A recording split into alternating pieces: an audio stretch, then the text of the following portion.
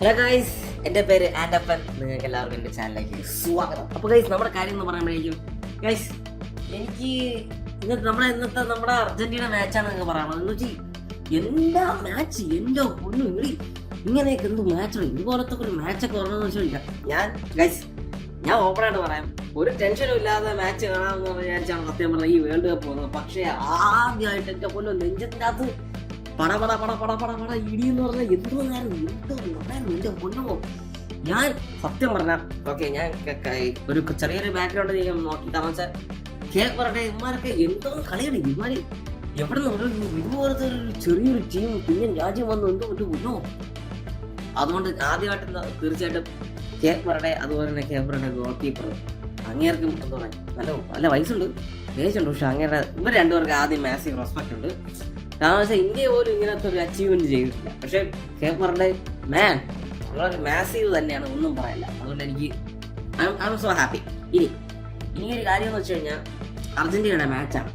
Argentina ഒരു overall മാച്ചാണ്. ഞാൻ എപ്പോഴും പറയുന്നത് അർജന്റീന ഒരു സീരിയസ്നെസ് ഇല്ലാതെ കളിക്കുന്നത് ഞാൻ പലപ്പോഴും പറഞ്ഞിട്ടുണ്ട്. പക്ഷെ ഇന്ന് അത് ഭയങ്കരമായിട്ട് വ്യക്തമായിട്ടുണ്ട്.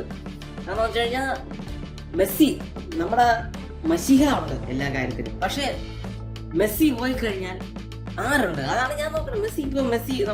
മെസ്സിയെ ബെഞ്ചിലിരുത്തി വെച്ചു ആരുണ്ട് നമുക്ക് അർജന്റീനയ്ക്ക് ഒരു വലിയൊരു ഇമ്പാക്ട് ക്രിയേറ്റ് ചെയ്യും. മാർട്ടിനസും ബാക്കി കാര്യങ്ങളൊക്കെ ഉണ്ട്. പക്ഷെ എന്നാലും ഞാൻ പറഞ്ഞു വെച്ചാൽ ഒരു ഇമ്പാക്ട് ഇപ്പൊ ജസ്റ്റ് ഒരാൾ വന്ന് ക്രിയേറ്റ് എന്തെങ്കിലും നടക്കുന്നുണ്ട്. ഞാൻ പറഞ്ഞു വെച്ചാൽ ഒരു ഇമ്പാക്ട്, മെസ്സിയെ പോലെ ഇമ്പാക്ട് ഉണ്ടാക്കുന്ന ആരുണ്ട് എന്ന് വെച്ചാൽ ആർക്കും വയ്യ. എന്ന് വെച്ചാൽ ഡിഫൻസ് ഒക്കെ ഞാൻ അവസാനങ്ങൾ കാണണം വളരെ എന്താ പറയുക, വളരെ ബാഡായിരുന്നു. ഞാൻ തന്നെ ആലോചിച്ചത് എന്ത് അർജന്റീന ഇങ്ങനെ കളിക്കുന്നത്. കാരണം ഇത്ര ഇങ്ങനെ ഒരു സിസ്റ്റം അല്ല അർജന്റീനയ്ക്ക് എനിക്ക് പറഞ്ഞാൽ വേണ്ടത്. കുറച്ചും കൂടെ സീരിയസ് ആയിട്ട് കളിക്കുക, കുറച്ചും കൂടെ നല്ല പൊസിഷൻ കീപ്പ് ചെയ്യുക, കുറച്ചും കൂടെ ഒക്കെ ഡിഫൻസിന്റെ ലൈനപ്പ് കറക്റ്റായിട്ട് നോക്കുക, ഗ്യാപ്പ് കൊടുക്കാതിരിക്കുക. അതൊക്കെ ആ ഒരു ചെറിയ മിസ്റ്റേക്സ് ഒന്നും വരത്താതെ വളരെ ഗംഭീരമായിട്ട് കളിക്കേണ്ട ഒരു കളിയായിരിക്കണം എന്ന് പറഞ്ഞാൽ അർജന്റീനയുടെ. പക്ഷെ ഇന്ന് ഇച്ചിരി വളരെ ബാഡായിരുന്നു.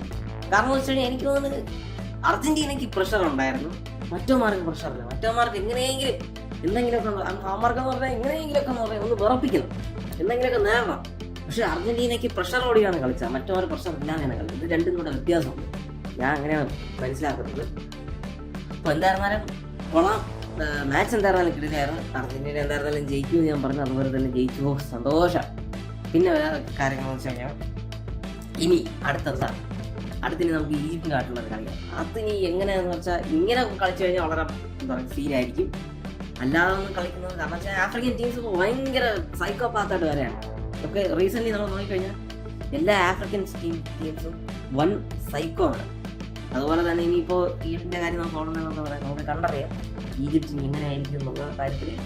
അപ്പോൾ പിന്നെ ഇപ്പോൾ നമുക്കിപ്പോൾ ഓവറോൾ നമ്മൾ വേൾഡ് കപ്പ് നോക്കിക്കഴിഞ്ഞാൽ എല്ലാ വേൾഡ് കപ്പ് മാച്ചസും എന്താ പറയുക അങ്ങ് ടോപ്പ് ടയറിൽ കളിക്കണമെന്ന് പറയാൻ പറ്റുന്നത് പറഞ്ഞ പോലൊന്നുമില്ല. ഒരു ഗെയിമൊക്കെ എങ്ങനെയാണെന്നാലും ജസ്റ്റ് ഒന്ന് ഡൗൺ ആവാം, അല്ലെങ്കിൽ എന്താ പറയുക ജസ്റ്റ് ഒരു മങ്ങിയ ഗെയിമൊക്കെ ആയിരിക്കാം. പക്ഷെ നമ്മൾ ജയിച്ചു. അർജന്റീന ജയിച്ചു. അതിനാണ് കാര്യം.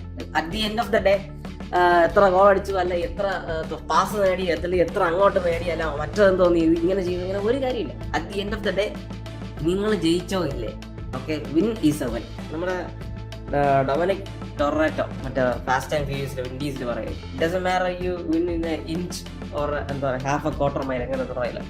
വിൻ ഈസ് എ വിൻ, അത്രേ ഉള്ളൂ. എനിക്ക് അതുകൊണ്ട് അപ്പോൾ നമുക്കിനി അടുത്ത ഈജിപ്തിന്റെ മാച്ച് കാണാം. അപ്പോൾ എല്ലാവർക്കും ദുബ ഷീന.